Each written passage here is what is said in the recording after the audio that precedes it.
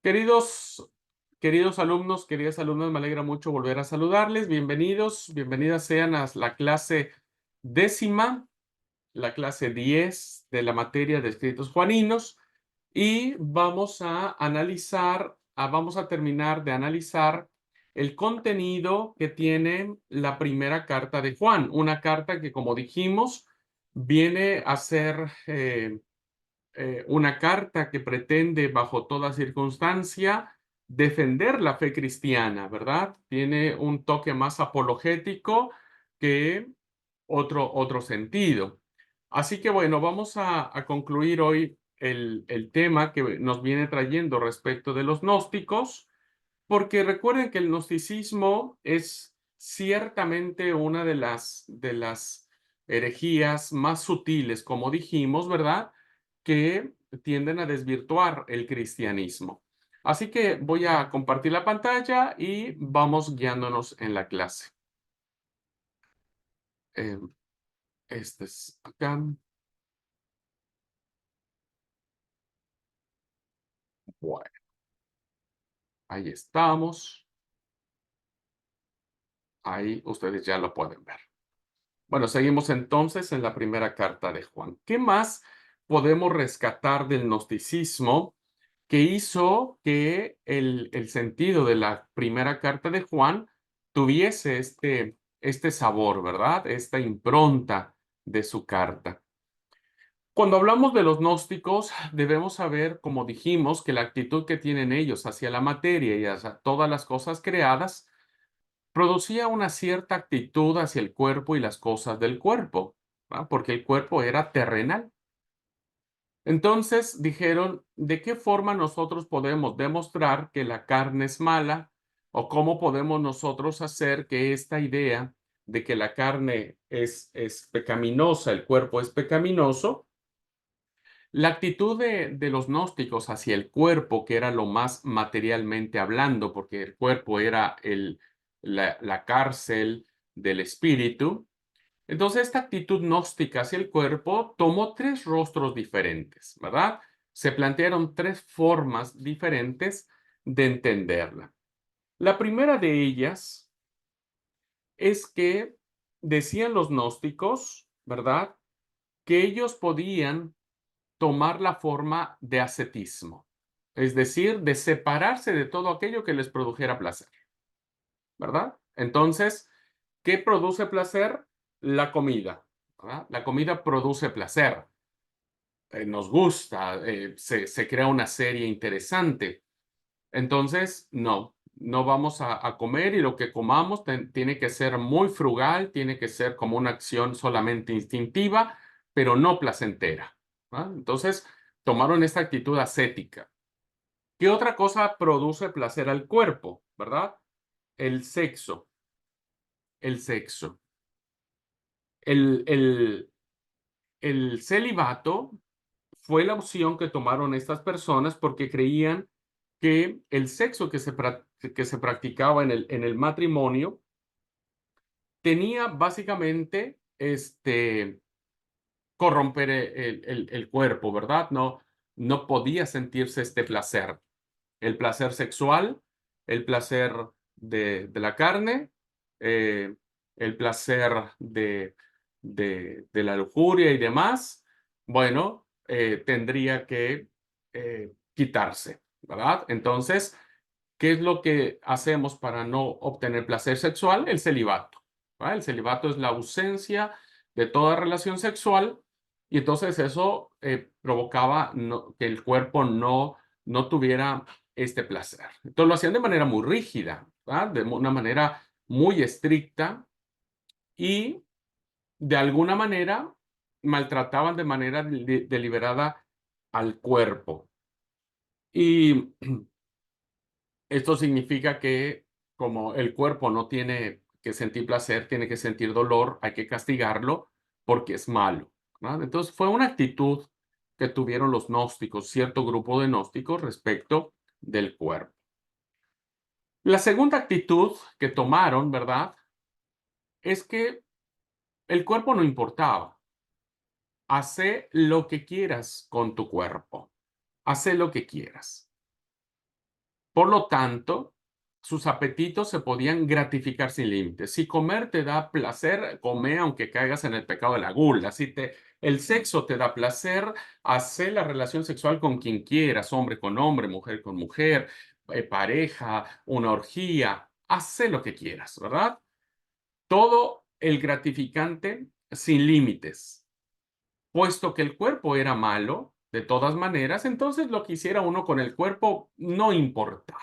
Esta displicencia sobre el cuerpo venía básicamente por esta intención que tenían los gnósticos, ¿verdad? Eh,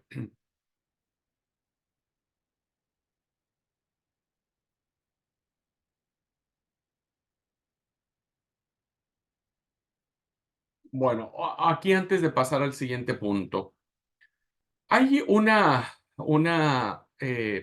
idea que aparece en esto, en la primera carta de Juan, porque Juan condena como mentiroso al que diga que conoce a Dios, pero no guarda sus mandamientos.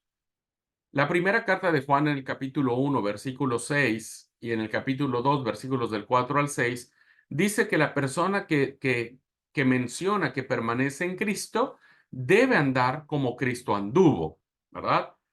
Entonces había sin duda gnósticos en estas comunidades que pretendían tener un conocimiento especial de Dios, pero cuya conducta estaba muy lejos de las demandas de la ética cristiana. Entonces Juan no está de acuerdo con este tipo de actitudes, porque hasta donde nosotros tenemos conocimiento de la personalidad de Jesús, no toma estas acciones Jesús contra el cuerpo. Todo lo contrario, ¿verdad? Él no se casó, pero él nunca condenó el matrimonio con todo lo que esto implicaba. En algunos lugares esta actitud gnóstica llegaba más lejos. Los gnósticos eran personas que tenían cierto conocimiento, ¿verdad? Y entonces algunos sostenían que el verdadero gnóstico debía, por tanto, conocer el bien y el mal, ¿verdad? Algunos decían, el verdadero gnóstico es aquel que tiene un conocimiento especial y es aquel que puede desentrañar la experiencia de lo que significa el bien y el mal, y debía entrar en todas las experiencias de la vida, tanto las más elevadas como las más degradadas. Es decir, que para que un gnóstico pudiera llegar al conocimiento verdadero, tendría que entrar por todos los vericuetos que la vida le presentara y hacer de su cuerpo lo que quisiera, porque tenía que experimentar para poder llegar a esta, eh, eh, esta cumbre del conocimiento de Dios, ¿no? Entonces, eso es un verdadero gnóstico. Un verdadero gnóstico debía, por tanto, conocer el bien lo mismo que el mal. Así que entonces habría que darle rienda suelta a todas las pasiones como para conocer también las cosas más degradantes o pecaminosas, pero que eso estaba en contra, evidentemente, de los principios morales del, o los principios éticos del Evangelio, ¿verdad? Ah,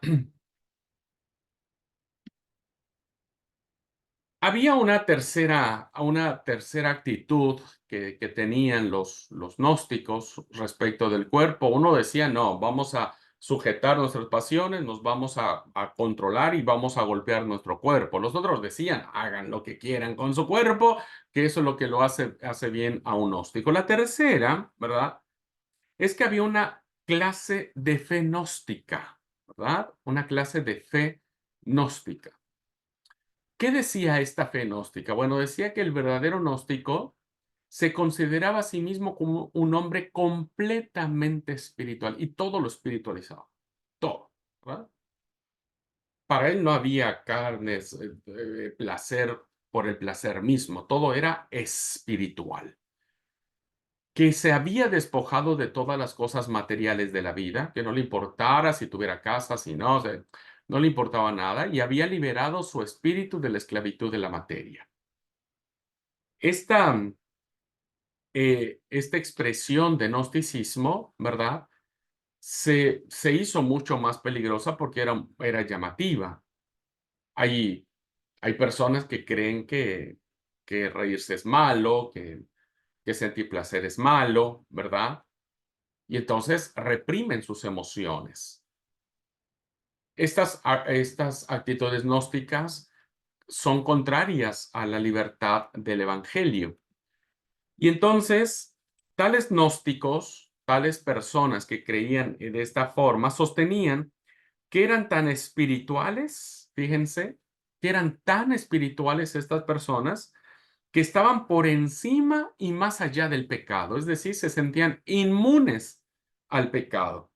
Por lo tanto, habían alcanzado la perfección espiritual, ¿no? Evidentemente, eh, contrasta con la intención o la idea de que el pecado reine en nosotros, ¿no es cierto?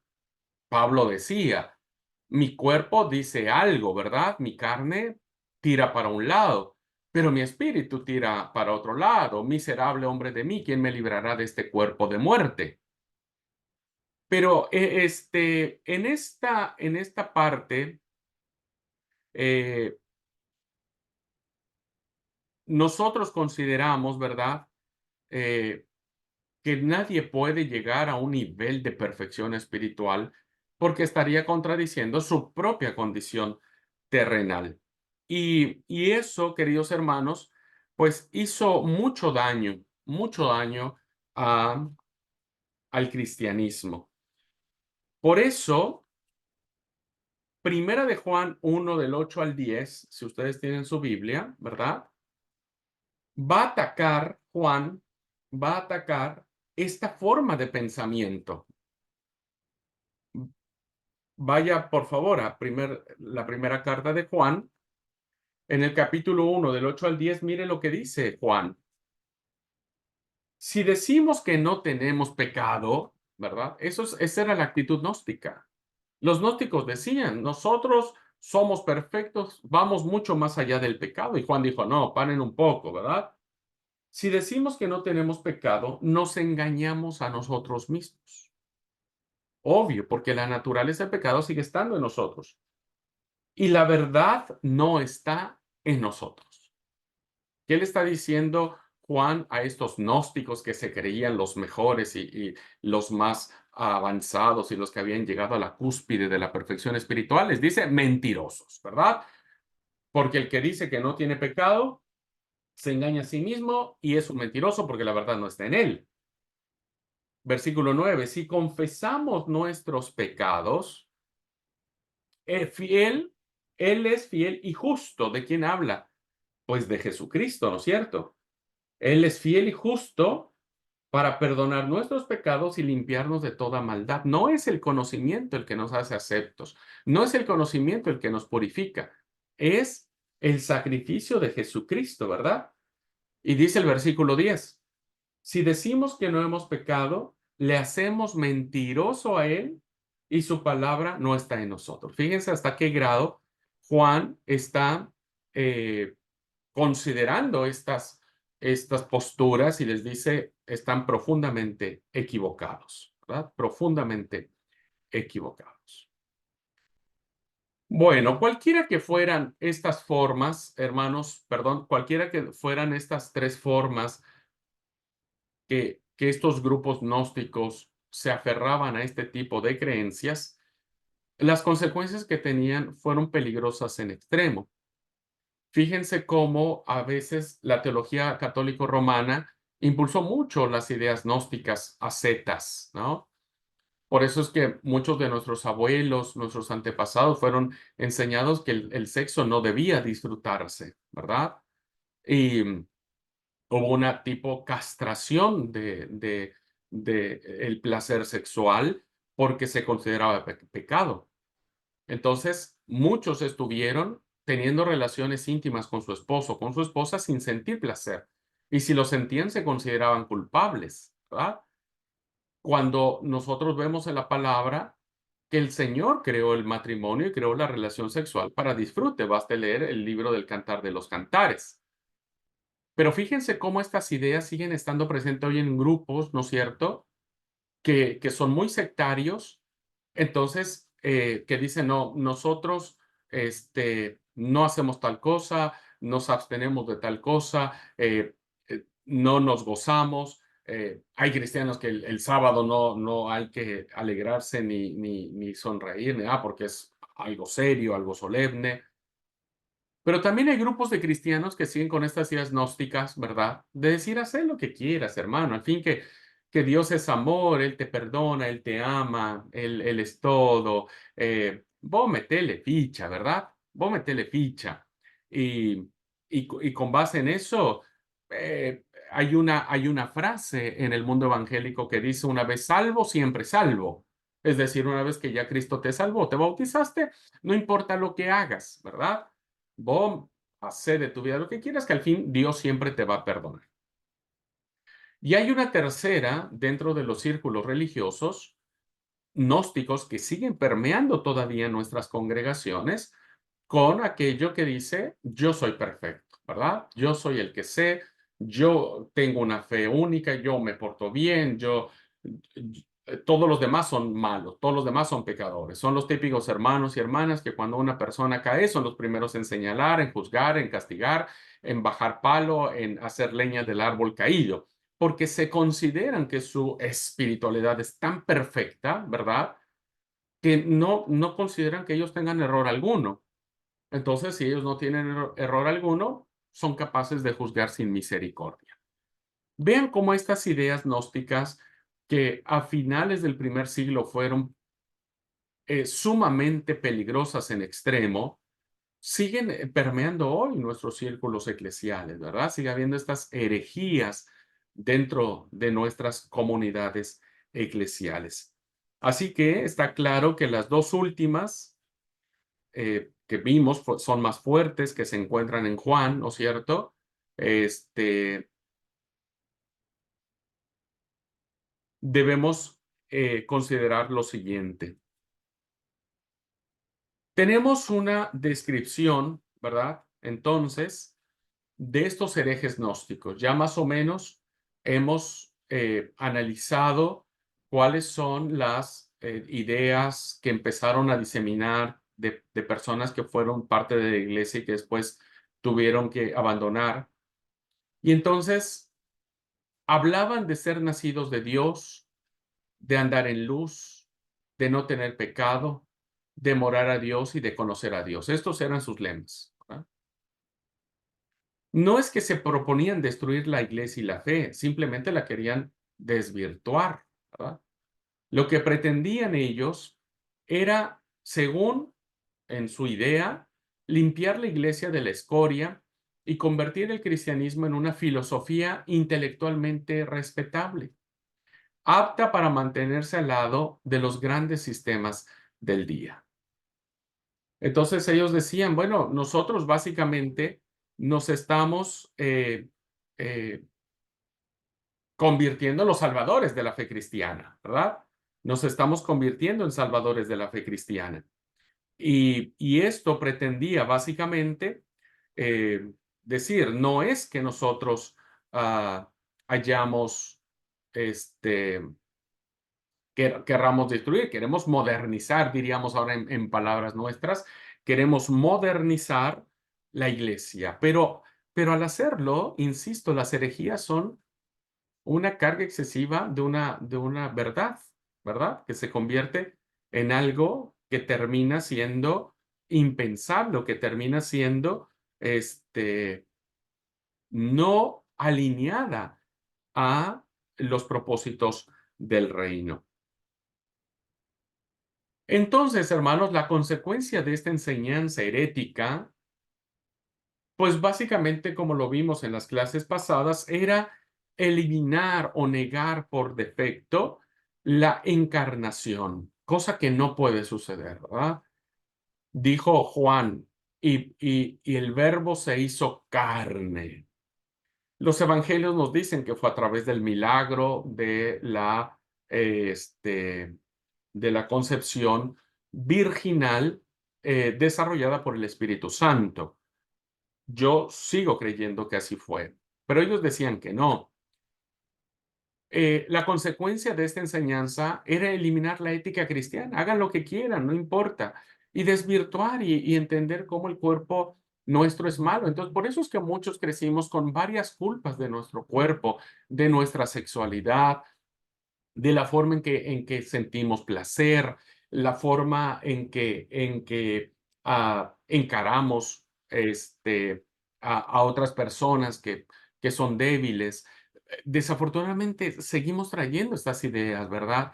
Que deberían ser quitadas de nosotros. Entonces, seguir con esta enseñanza eliminaba la ética cristiana y hacía imposible la comunión dentro de la iglesia, porque muchos cristianos habían sido enseñados bajo otras concepciones, ¿verdad? Bajo otras ideas, que eran ideas básicamente que se manifestaban en los evangelios, en las cartas paulinas, etcétera. No debe sorprendernos entonces que Juan, con una devoción pastoral tan ferviente, tratara de defender de un ataque tan insidioso que les veía a las iglesias que amaba desde dentro de ellas. No podía permitirlo. No hay pastor que permita que alguien se meta dentro del rebaño y que quiera destruir o que quiera empoderarse de las ovejas. Esta era una amenaza mucho más peligrosa que cualquier persecución pagana, porque la persecución finalmente te mataban y cuando morías, la fe crecía mucho más. Pero en este caso no, nadie te mataba. Sin embargo, serías seducido y entonces esparcías esas ideas. Lo que estaba en peligro era la misma existencia de la fe cristiana.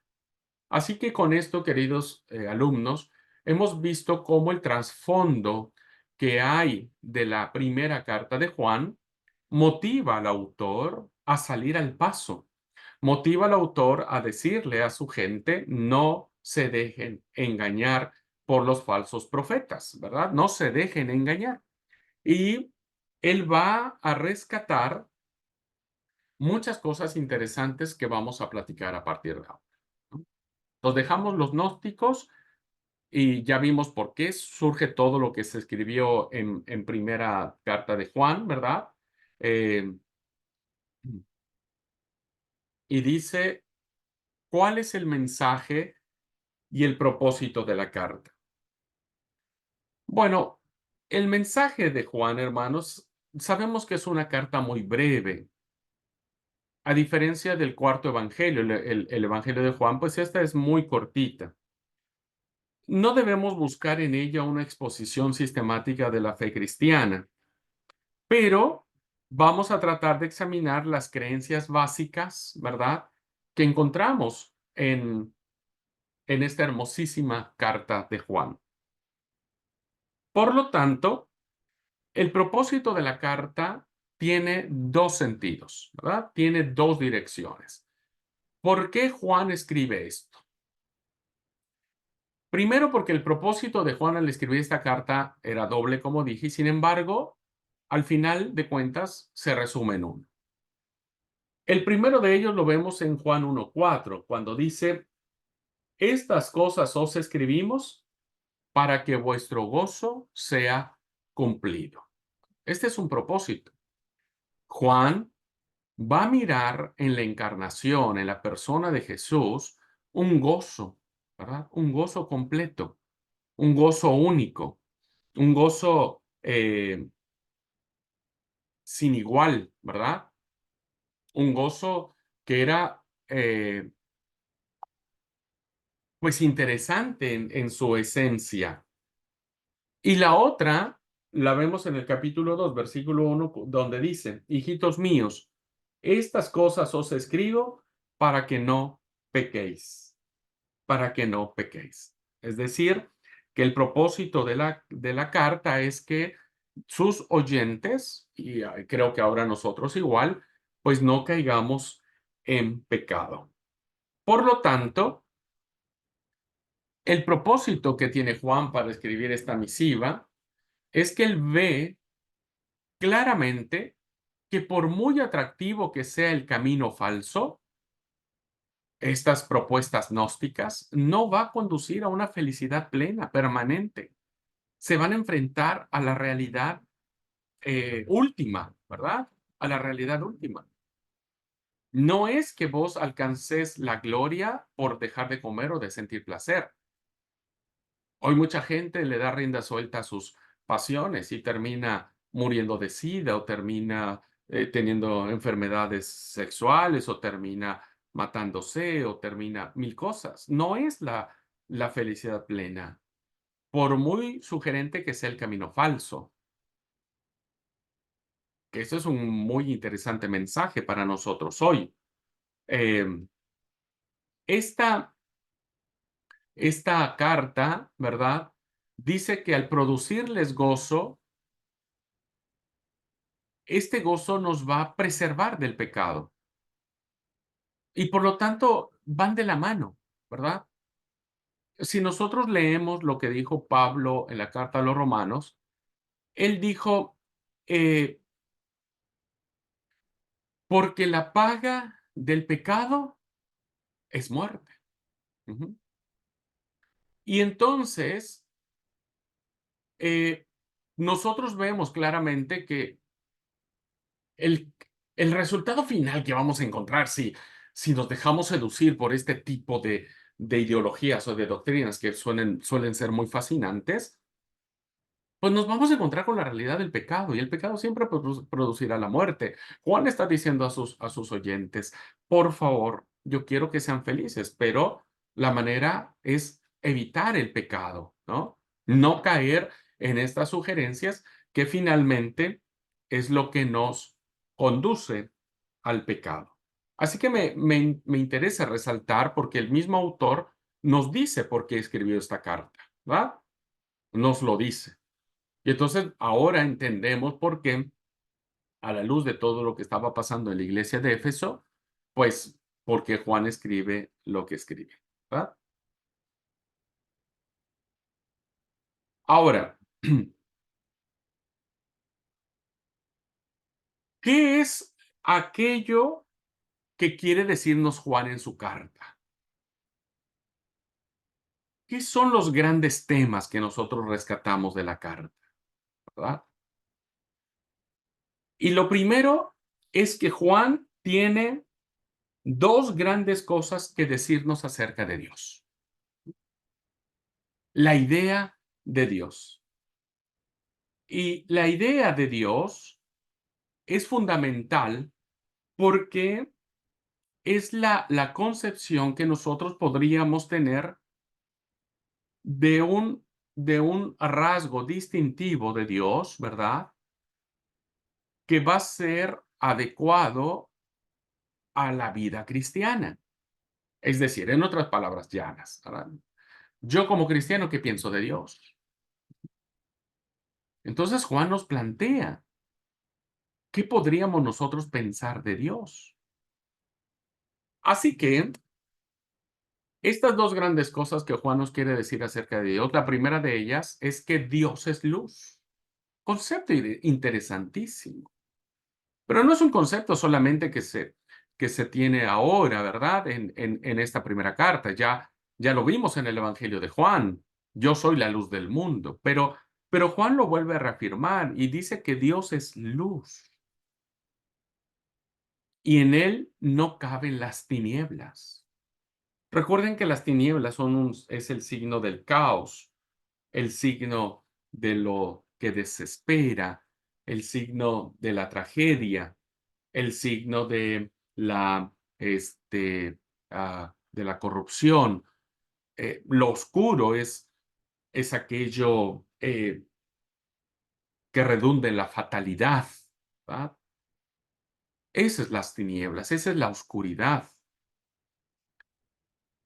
Por eso el Evangelio de Juan, cuando hace el signo del ciego sanado, ¿verdad? Es la luz venciendo las tinieblas. La primera carta en el capítulo 1, versículo 5 dice, este es el mensaje que hemos oído de él y os anunciamos. ¿Cuál es este mensaje? ¿Qué mensaje quería darle este pastor a sus ovejas? Dios es luz y no hay ningunas tinieblas en él. Ujú. La luz siempre vencerá las tinieblas y no es al revés. Jamás será al revés. Entonces, el que anda en luz, pues anda seguro. El que anda en tinieblas tropezará, ¿verdad?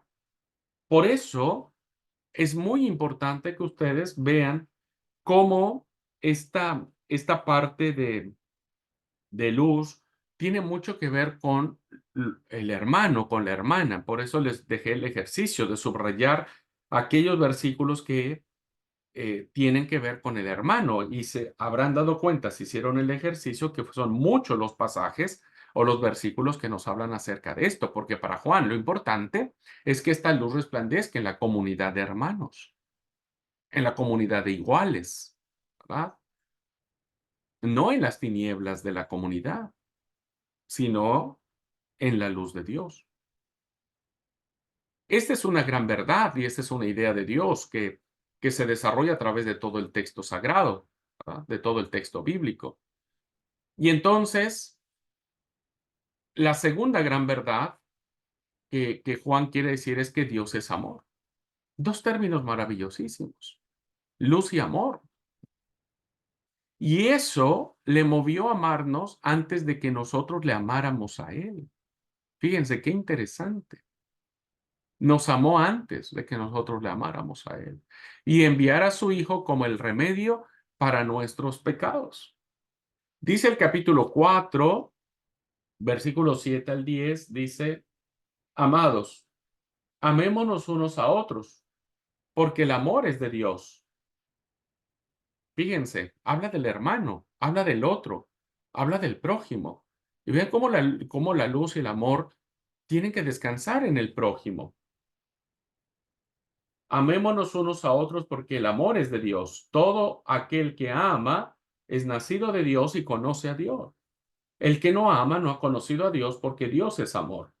En esto se mostró el amor de Dios para con nosotros, en que Dios envió a su Hijo unigénito al mundo para que vivamos por él.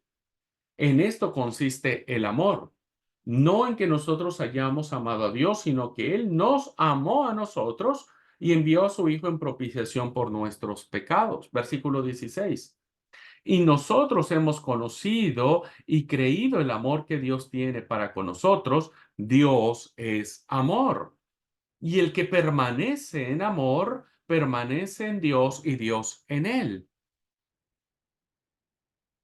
Qué interesante, hermanos.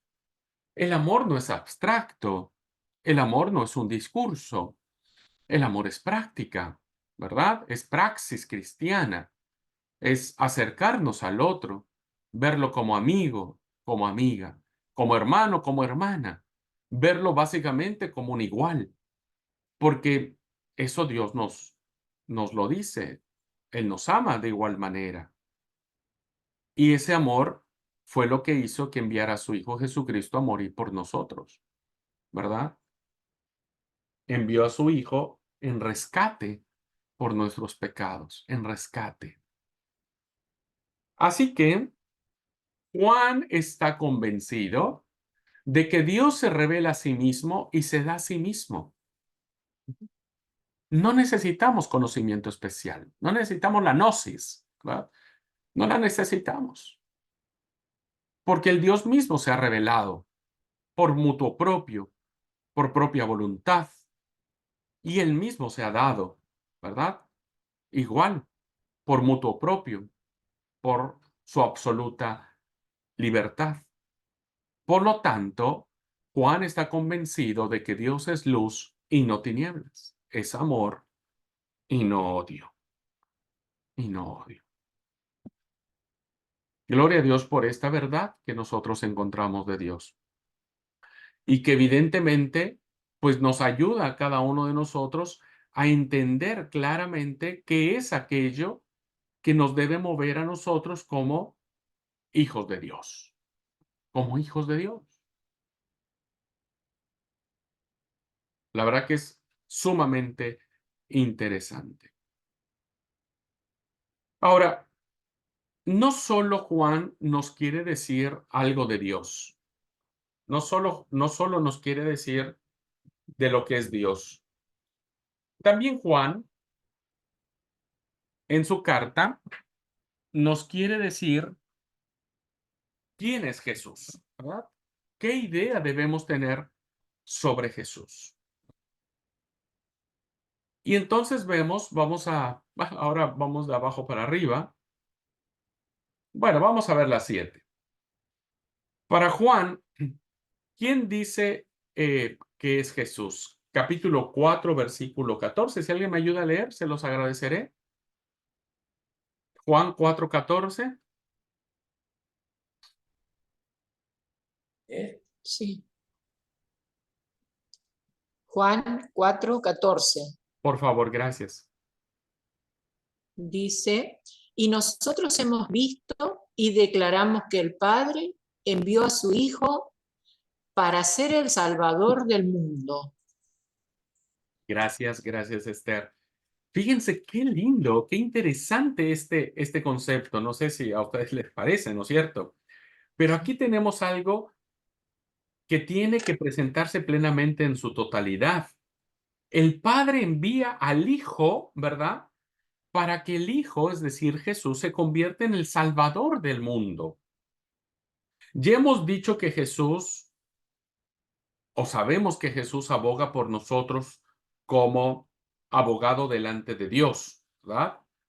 Entonces, ¿qué vemos ahora? Que no solamente aboga, sino que Él, que dio a su Hijo para que fuera el Salvador de todos nosotros. Nadie da nada a cambio, ¿verdad? Nadie da nada a cambio. El amor humano es el amor condicional. Bueno, te doy, pero ¿qué vos me vas a dar a cambio? ¿No? Bueno, yo hice, pero ahora vos también tenés que hacer, ¿no? Pero qué amor tan maravilloso del Padre que ha hecho de Jesús nuestro Salvador, nuestro Salvador. Así que cuando usted ore, pronuncie a Jesús como su Salvador y diga, Jesús, sos mi Salvador. Gracias por salvarme. Segundo, por medio de Jesucristo los creyentes tienen vida, ¿verdad?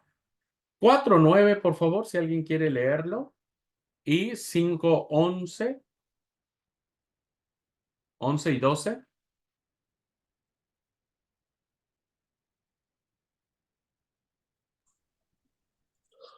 4:9 dice, 4:9. así manifestó Dios su amor entre nosotros, en que envió a su Hijo unigénito al mundo para que vivamos por medio de él. Y Y 5, 11 y 12, por favor. 5, 11, 11 y 12. Y el testimonio de este que Dios ha dado, y el testimonio es este, que Dios nos ha dado vida eterna, y esa vida está en su Hijo. El que tiene al Hijo tiene la vida, y el que no tiene al Hijo de Dios no tiene la vida. Muchas gracias. Qué interesante, hermanos, ¿verdad? Qué lindo es esto. La verdad que a mí me emociona porque dice, este es un testimonio, o sea, es real, ¿verdad? Un testimonio siempre es algo que se ha comprobado, ¿verdad? Por eso es testimonio, alguien que le consta que Dios nos ha dado vida eterna y esta vida está en su Hijo. Tenemos vida, vida abundante, vida plena, vida maravillosa, vida en Jesús. Y la verdad que esta idea de tener vida, no solamente que nos ha librado de la muerte eterna, ¿verdad? Porque el sacrificio de Cristo nos ha librado de la muerte eterna, sino que ahora podemos vivir en Jesús parte de esa vida eterna. El 21 de abril vamos a experimentar vida eterna. Porque el texto sagrado dice, todas las veces que comeres este pan y beberes esta copa, eh, el que come este pan y el beba esta copa tiene vida eterna. Eso dice el texto. Tiene vida eterna. No está en futuro el verbo, está en presente. No dice el que come este pan y bebe de esta copa tendrá vida eterna. Eso es futuro. Diríamos, bueno, sí, allá en la eternidad. No, él dice, el que come este pan, bebe esta copa, tiene vida eterna. Ahora nosotros ya gozamos de la eternidad de Dios, ¿verdad? De la eternidad de Dios. Por eso el 21 de abril, cuando celebremos la Cena del Señor, estaremos comiendo vida y bebiendo vida en Jesús. Qué maravilloso, hermanos. Qué alegría da el corazón. La idea que tiene Juan sobre Jesús es que Jesús es el que era desde el principio, vuelve a establecer su divinidad, ¿verdad? Juan 1:1, si alguien quiere leer, y 2:14.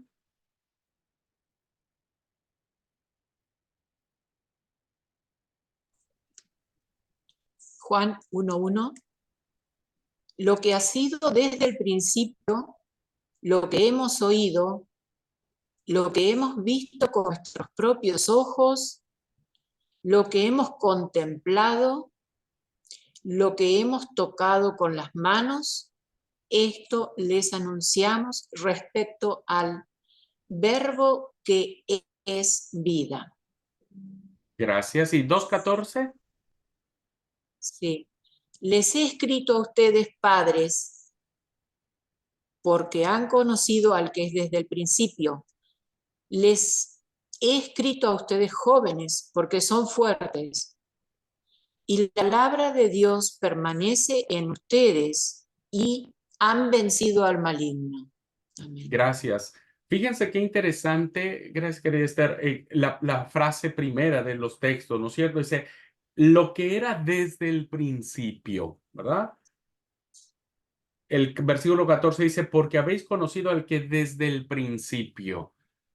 ¿Qué les suena esta palabrita? Ya lo vimos en dos textos, ¿verdad? El primero de ellos lo encontramos en Marcos. ¿Recuerdan? Marcos capítulo 1, versículo 1, que dijo, este es el principio del evangelio de Jesús el Cristo. Y cuando hablamos de ese versículo, ¿qué dijimos? Pues que se estaba refiriendo al Génesis. Génesis capítulo 1, versículo 1, que dice, en el principio creó Dios. El que estaba en el principio no fue parte de la creación de Dios. Él estaba con el Padre creando, ¿verdad? ¿Qué nos dice eso? Pues que es eterno, que es Dios, ¿verdad? Que es Dios, que Él es eterno, que estaba con el Padre ya creando el mundo desde el principio, ¿verdad? Segunda, Jesús, dice Juan en su primera carta, es el Hijo de Dios y para Juan era esencial estar convencido de eso. Esta filiación divina es fundamental, hermanos. Es fundamental la filiación divina, porque entonces el Hijo depende del Padre, ¿verdad? En su naturaleza, en su poder, en su autoridad. Y Juan tenía que dejarlo muy clarito al respecto. Capítulo 4, versículo 15. 15, a ver, ahí está.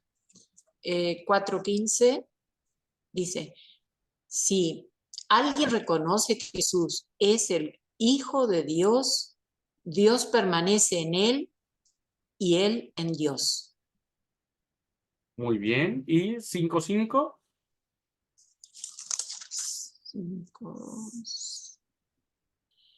¿Quién es el que vence al mundo sino el que cree que Jesús es el Hijo de Dios? Fíjense, gracias, Gracer.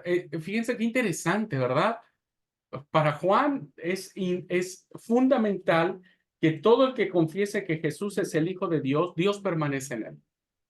No debe haber sombra de duda, no debe haber ninguna pizca ahí que diga, y no sé, capaz si fue creado Jesús. No, Jesús fue engendrado del Padre y es su Hijo, ¿verdad? Los hijos son engendrados, no son creados. Usted no creó a su hijo. Usted no creó a su gurí, a su pibe. Usted lo engendró. Tiene su esencia, tiene su naturaleza, ¿verdad? Entonces el hijo Jesús es hijo.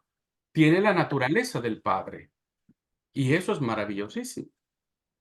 Tercero, para Juan es importante que sus oyentes reconozcan que Jesús es el Mesías prometido por Dios. Eso ya lo platicamos en su momento, ¿verdad? Pero el capítulo 2, versículo 22,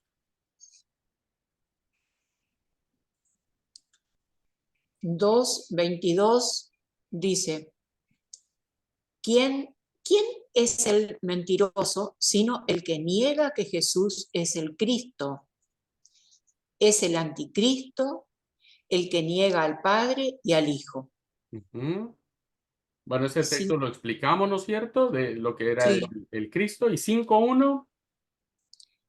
Todo el que cree que Jesús es el Cristo ha nacido de Dios, y todo el que ama al Padre ama también a sus hijos. Gracias. Por eso entonces, el principio dice, todo aquel que cree que Jesús es el Cristo es nacido de Dios. O sea, no hay duda para Juan y para ninguno de nosotros que Jesús es el Mesías anunciado. Nosotros no esperamos la primera venida del Mesías. Nosotros esperamos la segunda venida del Mesías, ¿verdad? Él ya vino por primera vez hace un poco más de 2000 años. 4. ¿Perdón? ¿Qué es lo que vemos en el punto 4? Pues el punto 4 vemos claramente que Jesús era verdaderamente y totalmente hombre. El negar que Jesús viniera en la carne era estar bajo la influencia del espíritu del anticristo, porque recuerden, el anticristo niega que Jesús haya venido en carne. Eso dice el capítulo 4, versículo 2. En esto conoced el Espíritu de Dios. Todo espíritu que confiesa que Jesucristo ha venido en carne es de Dios, y todo espíritu que no confiesa que Jesús ha venido en carne es el anticristo, ¿verdad? Es el anticristo. El testimonio de Juan es que Jesús era tan verdaderamente humano que él mismo la había conocido, lo había tocado, lo había experimentado. Lo leímos en el capítulo 1, donde dice, lo hemos oído, lo hemos visto con nuestros ojos, lo han contemplado nuestros ojos, nuestras manos palparon a tocante al verbo de vida. Versículo 3, por lo que hemos visto y oído, eso os anunciamos. Evidentemente no era un fantasma, ¿verdad? Como decían los gnósticos. Ningún escritor del Nuevo Testamento subraya con más intensidad la plena realidad de la encarnación como lo hace Juan.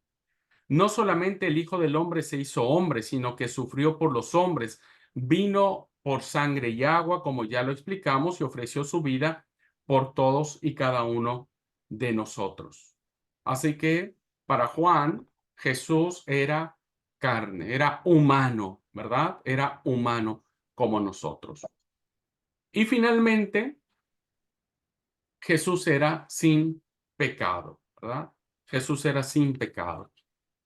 Esto es interesante porque dice el capítulo 3, versículo 5, si lo quiere alguien leer, por favor. Pero ustedes saben que Jesucristo se manifestó para quitar nuestros pecados y Él no tiene pecado. Así que el Señor mantuvo su filiación divina, ¿verdad? Que aun siendo carne, Él se mantuvo dentro del principio, del parámetro. Y Jesús era sin pecado. Vean ustedes el conjunto de principios, ideas, definiciones, categorizaciones que hace el autor de la primera carta de Juan respecto de Jesús. Era eterno, hijo de Dios, el Mesías, totalmente hombre, fue sin pecado, en él tenemos vida y es nuestro Salvador. Wow, la verdad es que tenemos mucho material para reflexionar al respecto. Así que en esta breve carta que tenemos, que son apenas 5 capitulitos, muy chiquitita la carta, nos presenta toda la plenitud maravillosa de la gloria y la gracia de Cristo.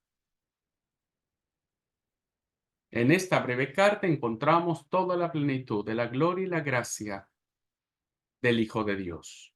Y esto es maravilloso. Ustedes después pueden volver a leer los textos, subrayarlos en su Biblia para que les vaya dando sentido cada vez que ustedes lo lean.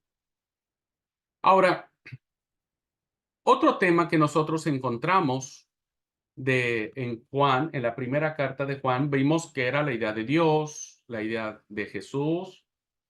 Ahora, ¿qué tiene que decirnos sobre el mundo? Recuerden que para los gnósticos el mundo es malo, es hostil, es ignorante, etcétera. El mundo en el que vive el cristiano es hostil porque es un mundo sin Dios. Quien vive lejos de Dios, ¿verdad? Vive en una realidad displicente o más bien en una realidad relajada que termina llevándolo a una perdición. Por eso hoy Jesús dijo, son del mundo, perdón, están en el mundo, pero no son del mundo. Estamos allí, pero no lo somos. No conoce a los cristianos porque tampoco conoció a Cristo. El versículo, capítulo 3, versículo 1, si me ayudan a leer, por favor. 3:1 Ujú, dice, fíjense qué gran amor nos ha dado el Padre, que nos llame hijos de Dios y lo somos.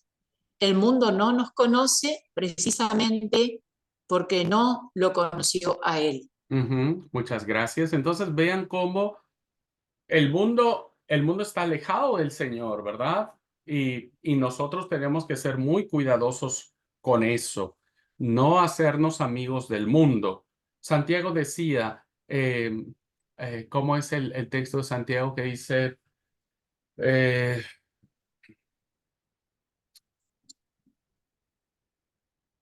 ay, ay, ay. Bueno, no me voy a quedar con las ganas, déjenme ahora les digo.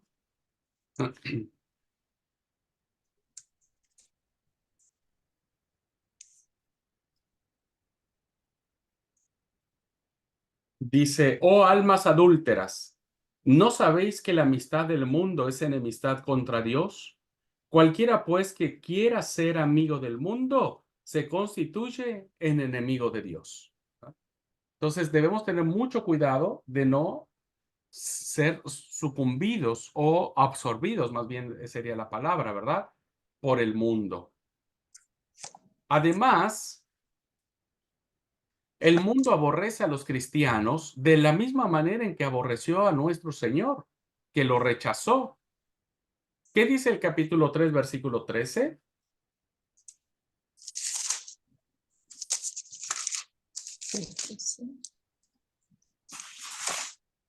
3:13 dice, hermanos, no se extrañen si el mundo los odia. No se extrañen si el mundo los odia. Claro, hermano, porque recuerde que los principios éticos que nosotros los cristianos queremos manejar son contracultura, ¿verdad? Por eso es que hay asesinatos de cristianos, de evangélicos. Hay gente que no soporta a los cristianos y los persigue, los asesina, los encarcela, los enjuicia, etcétera. Y Juan le dice, no se extrañen de que el mundo los odie a ustedes. Los falsos maestros son del mundo y no de Dios. Vuelve otra vez a la carga el apóstol Juan, ¿verdad? Los falsos maestros son del mundo y no de Dios. Y como hablan el lenguaje del mundo, el mundo está dispuesto siempre a escucharlos y a aceptarlos. Obvio, porque hablan su lenguaje. Por eso son aceptados y por eso la gente dice, bueno, ¿viste? A él lo siguen, él está bien, seguro tiene la verdad. No, no. El capítulo 4, versículo 4 dice, hijitos, vosotros sois de Dios y los habéis vencido, porque mayor es el que está en vosotros que el que está en el mundo. Ellos son del mundo, por eso hablan del mundo y el mundo los oye. Nosotros somos de Dios. Nosotros somos de Dios. No debemos adaptarnos al mundo. No debemos, el cristiano no debe ser complaciente con el mundo. Los falsos maestros sí lo hacen, por eso el mundo los alaba, los aplaude, les abre la puerta. ¿Mm? Juan dice también respecto del mundo, todo el mundo, dice Juan abierta y comprensivamente, está en poder del maligno. 5:19, por favor.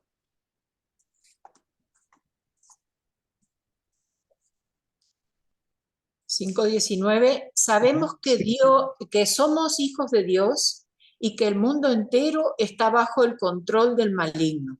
Gracias. Por eso somos hijos de Dios, somos diferentes, ¿verdad? Porque el mundo entero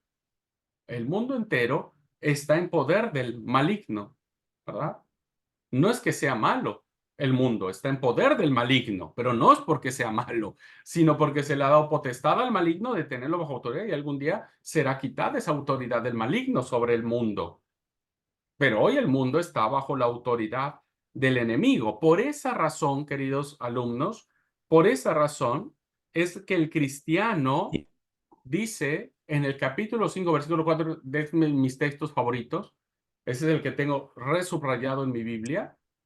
Esta es la razón por la que el cristiano ha vencido al mundo y su arma en esta lucha con el mundo es nuestra fe, ¿verdad? El capítulo 5, versículo 4 dice, porque todo lo que es nacido de Dios vence al mundo. Y esta es la victoria que ha vencido al mundo, nuestra fe. Nuestra fe, claro que sí. Es allí, queridos hermanos, en nuestra concepción de Dios, nuestra comprensión del Hijo, bajo la unción y la dirección del Espíritu Santo, que nos hace vencer al mundo, pero no verlo como un enemigo, sino nos hace ver al mundo como el lugar donde nosotros podemos ir e influenciar en el mundo para rescatarlos. El mundo no es nuestro enemigo, diríamos en estricto sentido, que tenemos que encerrarnos en nuestros templos y en nuestras burbujas de santidad y no ir al trabajo, no tener amigos, no. Más bien, nuestra fe hace que cuando vayamos al mundo, cuando vayamos al trabajo, con nuestros jefes, en la escuela, con los maestros, con los alumnos, con los compañeros de clase, de trabajo, en la iglesia, donde sea, nuestra fe es la que va a vencer, porque nuestra fe estará plenamente convencida. La verdad que me encanta cómo Juan plantea y dice, nosotros hemos vencido al mundo, nosotros no nos hemos adaptado al mundo porque lo que nos ha protegido es nuestra fe, es nuestra fe. Por eso el cristiano que no tiene una fe bien cimentada va a terminar acomodándose a lo que el mundo le plantea. Va a terminar acomodándose. Bueno, otro tema que nosotros vemos tiene que ver con la comunión de la iglesia. Para Juan es importante que haya comunión, no haya división, no haya disensiones. Juan no se limita a moverse por las altas esferas de la teología, sino más bien tiene cosas inmensamente prácticas que decir acerca de la vida cristiana. Ningún otro autor del Nuevo Testamento subraya tan insistente y enfáticamente la necesidad de tener comunión en la iglesia, comunión con los cristianos. Por eso, Juan estaba convencido de que los cristianos no están vinculados solamente con Dios. Nuestra fe no solo se maneja con Dios, ese es un grave problema en nuestras congregaciones, ¿verdad? De nuestros hermanos que van y dicen, yo voy a la iglesia y salgo y no saludo a nadie, no tengo comunión con nadie, no charlo con nadie. Y dicen, no, yo no me meto en problemas. No he entendido primera carta de Juan, necesita leer primera carta de Juan urgentemente. Porque Juan nos dice que la fe en Dios solamente puede tener sentido cuando amamos a nuestro hermano, ¿verdad? ¿Qué es lo que dijo Juan? Cuando andamos en la luz, dice lo que está en la diapositiva, cuando andamos en la luz tenemos comunión unos con otros, 1:7, ¿verdad? Pero si andamos en luz como Él está en luz, tenemos comunión los unos con los otros. Si nos amoldamos al mundo y vivimos en tinieblas, por eso es que terminamos en las iglesias peleándonos, confrontándonos, criticándonos, separándonos. El que pretenda andar en la luz pero aborrezca a su hermano, en realidad sigue estando en las tinieblas. Y las tinieblas no son buenas. es el que de veras ama a su hermano, el que está realmente en luz. Por eso era importante el ejercicio que les manda hacer. Subraye, ¿verdad? No sé cuántos usted, yo subrayé 1, 2, 2,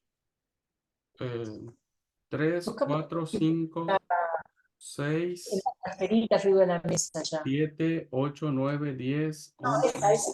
12.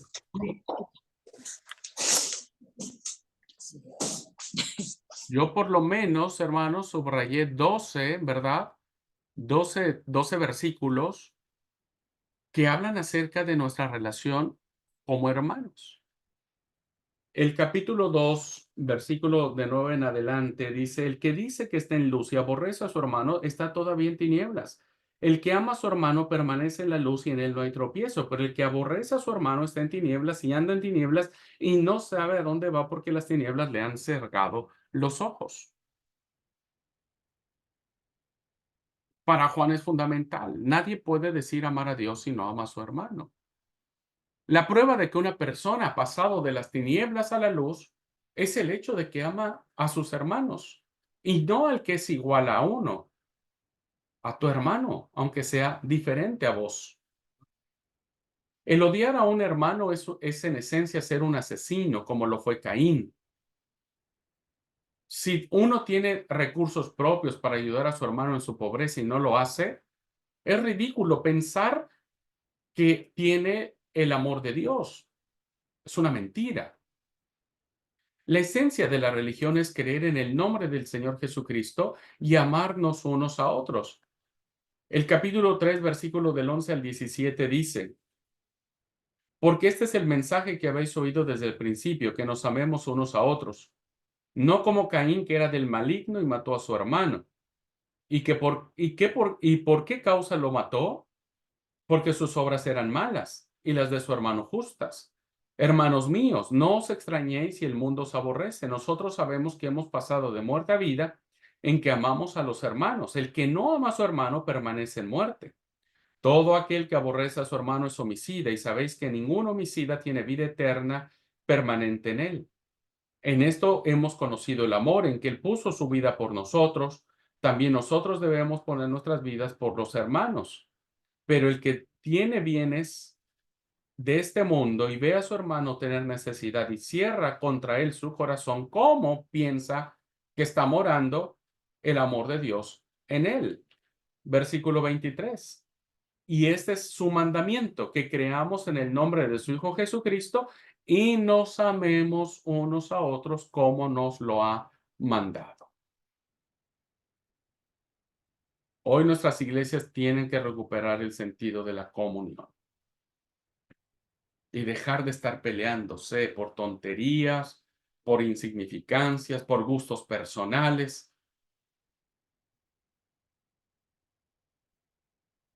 Me parece que no debemos alimentar a Caín dentro de nosotros y de nuestras iglesias.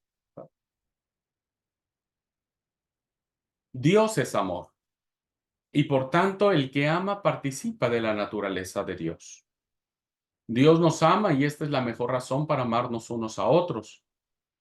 Si uno dice que ama a Dios y al mismo tiempo aborrece a su hermano, es un mentiroso. El mandamiento es el que ame a Dios debe también amar a su hermano. ¿Verdad?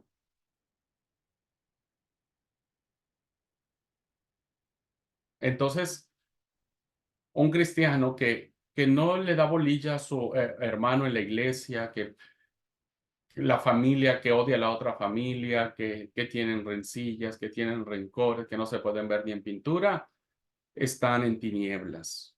Son el reflejo de Caín y Caín está bajo el maligno. Por más que den su diezmo, por más que vayan a la iglesia los sábados, por más que quieran ser bien, dice Juan, son mentirosos. Son mentirosos. Y bueno, hermanos, puede sonar muy fuerte, ¿no es cierto? Pero Juan, para él lo más importante es la comunión. Yo por eso siempre digo, y le digo a los líderes de la iglesia, nunca, nunca hagan nada por dividir al cuerpo de Cristo. Nunca hagan nada. Jamás. Porque me parece que es un pecado muy fuerte, ¿verdad? Muy fuerte. No debemos hacer nada por dividir. A veces nosotros somos objetos de injusticias, de señalamientos. Tenemos que ir al Padre y decirle, Señor, vos sos mi juez, e ir a Jesús y decirle, vos sos mi abogado. Pero nunca, nunca, nunca destruir, hacer algo, un chisme, una cizaña, una mala actitud, dejar de hablar, dejar de, o vengarse. Eso no, ¿verdad? Porque eso no es de Dios. Así que bueno, espero que esta enseñanza de Juan respecto de la comunión que debe ser en la iglesia sea enseñada en la iglesia. Nosotros seamos producto de unidad, ¿verdad? Los alumnos del seminario seamos productos de unidad, jamás de división, jamás, nunca, por más cosas que le hagan. Y se los digo por experiencia propia. Me callo porque sé que tengo un abogado que me defiende. Y si soy culpable de lo que se me acusa, el juez justo dictará su sentencia. Pero si no soy culpable de lo que se me acusa, el abogado presentará las pruebas necesarias ante el juez justo para darme también la sentencia que corresponda. Nunca haga nada por dividir al cuerpo de Cristo. Jamás. Jamás, jamás de los jamases. Muy bien. ¿Qué otro tema abordamos en lo que es la carta de Juan? Bueno, para Juan es muy importante la ética cristiana, ¿verdad? La integridad cristiana. Y Juan dice, si Dios es justo, la vida de todos los que conocen a Dios debe reflejar su justicia, ¿verdad? 2:29 dice Juan, si sabéis que Él es justo, sabed también que todo el que hace justicia es nacido de Él. Todo aquel que promueve las injusticias, hermanos, es que no ha conocido a Dios. Por eso yo estoy re tranquilo. Cuando ha habido injusticias en contra mía que yo considero que son injusticias, yo dejo que Dios sea mi juez y Jesús mi abogado, ¿va? Uno tiene que actuar justamente, rectamente, con temor de Dios. Si somos líderes, ¿no es cierto? Si somos pastores, si somos miembros de iglesia. Si Dios es justo, nosotros tenemos que reflejar su justicia. Un principio más sobre la integridad del cristiano. El que permanezca en Cristo y sea nacido de Dios, no peca. El que no obra como es debido, no es de Dios. Y lo vemos en el capítulo 3, del 3 al 10, ¿verdad? El que practica el pecado, dice el versículo 8, es del diablo, porque el diablo peca desde el principio. Todo aquel que es nacido de Dios no practica el pecado porque la simiente de Dios permanece en él y no puede pecar porque es nacido de Dios. Ahora, ¿significa que somos perfectos? No, significa que nosotros estamos luchando contra el pecado porque Dios está con nosotros, ¿verdad? Luchamos contra el pecado, no pecamos de manera deliberada, intencionada. No es que vamos a pararnos hoy, vamos a matar a 20 personas o vamos a violar o vamos a... No, ¿por qué? Porque Cristo está en nosotros, ¿verdad? Hemos nacido de Dios. Entonces, la lucha que tenemos contra el pecado es una lucha que vamos venciendo en la medida que Cristo toma autoridad de nuestras vidas. Y la característica de esta justicia, ¿verdad?, es que se manifiesta nuevamente en el amor a nuestros hermanos. El versículo 10 termina diciendo, en esto se manifiestan los hijos de Dios y los hijos del diablo, ¿no? Todo aquel que no hace justicia y que no ama a su hermano, no es de Dios, es del diablo, ¿verdad? Del acusador, del engañador, y las tinieblas están en él. Seamos justos siempre en nuestras decisiones. No actuemos con alevosía, ventaja, traición, jamás. Seamos honorables en nuestras decisiones. Mantengámonos firmes ante las presiones que quieren cambiar nuestros principios cristianos. porque la justicia es de Dios y nosotros hemos nacido de Dios. Un cuarto principio que habla acerca de la integridad del cristiano es que mostramos que amamos a Dios y a nuestros semejantes cuando guardamos los mandamientos de Dios. Dice el 5:2, en esto conocemos que amamos a los hijos de Dios cuando amamos a Dios y guardamos sus mandamientos. Quien quiera que sea nacido de Dios, no peca, dice el 5:18. Sabemos que todo aquel que ha nacido de Dios no practica el pecado, pues aquel que fue engendrado por Dios le guarda y el maligno no le toca. Los mandamientos de Dios son, como hemos dicho, una cerca de seguridad, ¿verdad? No son gravosos, no son pesados. Dios no es un pesado, ¿verdad?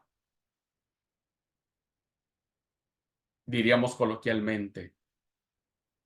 Él nos dice que no porque es para nuestro bienestar, para nuestro bien. Y son sus mandamientos los que nos hace saber que no somos presa del maligno, sino de Dios, ¿verdad? Sino de Dios. Entonces, los dos distintivos que caracterizan el verdadero cristianismo o los verdaderos cristianos, queridos alumnos, y esto va para ustedes y va para mí, si tenemos estas dos características, estos dos distintivos. ¿Cuál es el primero? Amar a nuestros hermanos. ¿Qué tanto ustedes están amando? ¿O son de aquellos que no saludan, no hablan, tienen bronca con alguien? Tengan cuidado con eso, porque pueden estar en tinieblas. No importa que estén en el seminario, pueden estar en tinieblas. Están en tinieblas más bien, según Juan. Entonces, el primer distintivo es amar a los hermanos, aun cuando estos nos odien o nos lastimen o no. Nosotros tenemos que amar. Ujú. No debemos ser gente caprichosa, hermanos caprichosos, ¿verdad? Que los pastores tengan que lidiar con nosotros porque y ya se encaprichó, y ya se sintió, y ya anda de perseguido, perseguido. Eso no es un verdadero cristiano. Discúlpenme, pero no es un verdadero cristiano. El verdadero cristiano llevará en oración a aquel que le ofende, le humilla. No, no, no tomará una actitud anticristiana. No se enojará ni hará berrinche. Esperará con paciencia la respuesta de Dios. Primer distintivo, queridos alumnos, ¿qué tanto aman a sus hermanos? Y cuando hablo de los hermanos, estoy hablando de la comunidad de fe. Y el segundo, la obediencia a los mandamientos revelados de Dios. ¿Qué tanto vemos a los mandamientos como una forma en que Dios protege nuestra vida o los rechazamos de entrada? ¿Verdad? Así que qué interesante, vean una pequeña carta, todo lo que le hemos exprimido. Todo lo que le hemos sacado a esta carta, que a veces cuando la leemos de paso ni siquiera nos damos cuenta de todos estos mensajes que contiene. Así que para Juan, dijimos, el conocimiento de Dios y la obediencia a sus mandamientos siempre tienen que ir de la mano. Es guardando sus mandamientos como probamos que conocemos de veras a Dios. El que lea que le conoce y no guarda sus mandamientos, dijimos, es mentiroso. Y esto es lo que les acabo de decir, los dos distintivos. El amor a los hermanos y la obediencia a sus mandamientos, ¿verdad? ¿Cómo andamos, alumnos? ¿Cómo andamos en eso? Este, ¿Vamos bien o no en estos distintivos? Bueno, pues nosotros ahora vamos a mirar el tema de cómo el Evangelio de Juan, ¿verdad? El Evangelio de Juan es un evangelio que va a defender la fe. Va a defender la fe. Va a estar en defensa de la fe. Que esto es con lo que quiero cerrar esta carta, esta reflexión. La fe está puesta bajo ataque, pero no es de ahora, ¿verdad? Tal vez hoy muchos se escandalizan cuando salen los pro aborto o los géneros diversos de sexualidad, la legalización de la marihuana, no sé, estos grandes temas, ¿verdad? Que uno dice, ay, ahora la fe corre peligro. La fe ha corrido peligro desde siempre. Pero algo que nos ha demostrado la historia es que la fe siempre ha vencido. Siempre ha vencido, ¿verdad? Y, y si la fe ha vencido, pues es gracias a lo que hemos eh, visto un poco de lo que el autor de Juan ha querido plantearnos.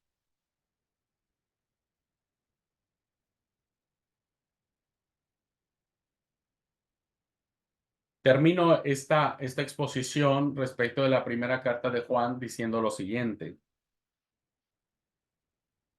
Juan escribió su gran primera carta para salir al paso de una situación amenazadora y en defensa de la fe. Las herejías que atacaba, perdón, no son meros ecos de viejas cosas desdichadas y peregrinas y batallas de mucho tiempo. No, no son meros ecos de viejas cosas. Están todavía bajo la superficie y algunas veces hasta asoman la cabeza. Obvio, seguimos hoy luchando con un montón de cosas que hacen que la fe no se pervierta. El estudiar esta carta nos confirmará en la verdadera fe y nos permitirá tener a mano una defensa contra lo que nos quiera seducir a apartarnos de ella, ¿verdad? No vendamos la gracia barata. Yo siempre, no vendamos la gracia como algo barato. Tampoco condenemos a la gente señalando solamente el pecado y volviéndonos inquisidores y jueces y verdugos, porque eso también es andar en tinieblas. Creo, queridos alumnos, que este estudio de esta carta nos confirma en una fe preciosísima de lo que es Dios, de lo que es Jesús, ¿verdad? De lo que es la comunión, el ser cristianos íntegros, justos, lo que significa la presencia del Espíritu Santo en nuestras vidas. Y que cuando la iglesia anda en la deriva, diríamos, creo que esta primera carta, aunque chiquitita, es un mástil muy poderoso, ¿verdad? Muy poderoso para asirnos de él o agarrarnos de este mástil o de ah, sí, tubo, qué sé yo, fuerte, columna fuerte, para no ir a la deriva en estos tiempos peligrosos, ¿verdad? En estos tiempos peligrosos.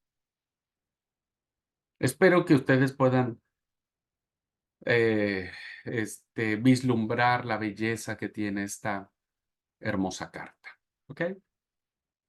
Y es así como terminamos la exposición de la primera carta de Juan. ¿Alguna pregunta, hermanos, hermanas? ¿Alguna duda, algún comentario? ¿Algo que no se haya entendido?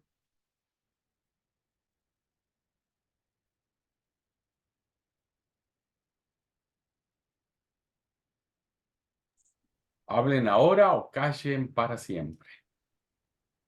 Muy buena la carta de Juan. Qué completa que es. Cómo, cómo este hombre de Dios abarcó los puntos, todos los puntos que necesitó para que la iglesia tenga la convicción y la seguridad de que son hijos de Dios y cuál es la característica de los hijos de ¿No? Dios. Es maravillosa, muy Sí, linda, sí. muy completa, espiritual, totalmente espiritual. Eh, la deberíamos leer muchísimo más. Tal cual, Esther. Y yo digo también confrontativa hacia nosotros, porque nos Sí, pasa a nosotros por el tamiz, ¿viste? Agarra sí, parejo, Juan. sí, sí, sí, sí, No solo está en contra de los gnósticos, no solo está en contra del mundo, es decir, ¿y ustedes cómo andan por casa, verdad? sí, sí, sí. Eso es increíble. Así que Sí, Esther, creo que deberíamos predicarla y leerla más. Me dice que es una hermosa carta. Sí, la verdad que es una de las cartas favoritas, pero pocas veces leída y pocas veces aprovechada, ¿eh? No sé por qué, pero pocas veces aprovechada. Pero bueno, espero que con esto ustedes abran su panorama y puedan ver el jugo que podemos sacarle de esta carta, ¿eh? De esta carta. Bueno, les explico rápidamente el trabajo final que van a realizar para que lo vayan viendo. A ver, aquí Esme nos escribe algo, así que no quiero dejar. Yo creo que si nos quisiéramos resumir toda la Biblia con leer esta carta, sabríamos lo que Dios quiere de nosotros. Tiene muchas razones, sí. Me parece un excelente resumen de todo lo que dice el texto sagrado, ¿verdad? Un excelente resumen. Bueno, ¿cómo van a aprobar parte de la aprobación? Un porcentaje tuvo el foro, que tiene que ver con las herejías. No sé si ya se venció el tiempo del foro para empezar a calificar. Claro que ya ni me acuerdo cuándo fue la fecha de vencimiento. Pero lo que vamos a hacer es lo siguiente. Mañana voy a subir a la plataforma el nombre de cada uno de ustedes. Ah, ya venció. Dale, Esme, gracias. Entonces ya en algún momento califico el foro. Les voy a asignar a cada uno de ustedes uno de los 7 signos de los que hablamos en el Evangelio de Juan, ¿verdad? Y que van a tener que realizar un ensayo de esos signos, ¿verdad? Un ensayo de esos signos. Yo les voy a adjuntar las consignas. Es muy importante que lean las consignas y se ajusten a esas consignas para que podamos, para que ustedes puedan ser calificados de esto, ¿verdad? Les voy a asignar entonces un milagro, signo o señal, como lo vimos en la carta de Juan, en donde ustedes harán un trabajo de investigación, ¿verdad? Un trabajo de investigación. Este trabajo de investigación va a estar, insisto, en función de el milagro que se les asigne, ¿verdad? Entonces, creo que mañana, Dios mediante, estaré subiendo para que ya empiecen a trabajar sobre esto, ¿verdad? Y tengan el tiempo suficiente. Deben elaborar un trabajo de investigación sobre el milagro que se les asignó. El trabajo debe contener mínimo 7 carillas y máximo 10 carillas. Debe ser en letra Calibri Light, tamaño 12, espacio normal. Van a tener que hacer una hoja de carátula con datos, hacer una hoja bonita, presentable. No va a contar como carilla, pero deben tener una hoja de presentación, ¿verdad? Deben lucirse ya con sus hojas de presentación. El trabajo de investigación debe constar de una introducción, ¿verdad? El desarrollo del tema, que tiene que venir con subtemas, ¿verdad? Con subtemas, los temas y subtemas. ¿Cuáles son este punto va a ser muy importante? ¿Cuáles son las verdades bíblicas que se aplican a la iglesia de hoy a la luz de la investigación que ustedes hicieron de ese milagro, ¿verdad? O de esa señal? Y por último, el trabajo tiene que llevar sus conclusiones. Yo concluyo lo siguiente, ¿verdad? Al final, deben poner toda la bibliografía que hayan ustedes usado. Yo no quiero chamullo, no quiero el rollo, yo quiero que investiguen, ¿verdad? Deben citar. Deben, por lo menos, haber consultado en su bibliografía, por lo menos tienen que haber consultado 3 versiones diferentes de la Biblia. 2 comentarios bíblicos y 2 obras de consulta. Esto es lo mínimo que ustedes tienen que realizar, ¿verdad? No hay máximos, solamente son esos mínimos. Tienen que haber leído el milagro en 3 versiones de la Biblia y todo lo que quieran comentar. 2 comentarios bíblicos, 2 obras de consulta, ¿verdad? El trabajo debe ser entregado de manera muy prolija, muy limpia, visualmente hablando. Y chequen, por favor, las faltas de ortografía. Voy a ser muy especial en checar las faltas de ortografía. ¿Ok? Así que este va a ser el trabajo final que van a tener. Mañana mismo subo las consignas, se las voy a dar por escrito. Ustedes checan el milagro que se les asignó y empiezan a trabajar sobre ello. ¿Ok? Facilito. Ningún problema con el trabajo. Se van a enamorar del trabajo.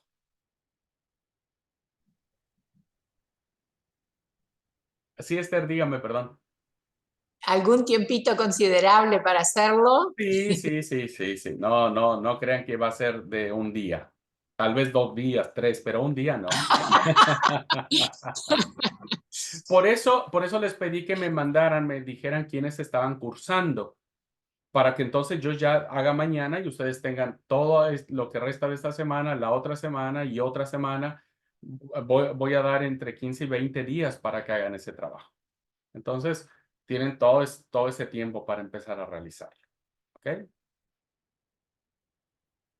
Bueno, si no hay alguna pregunta, duda o comentario, nos vemos.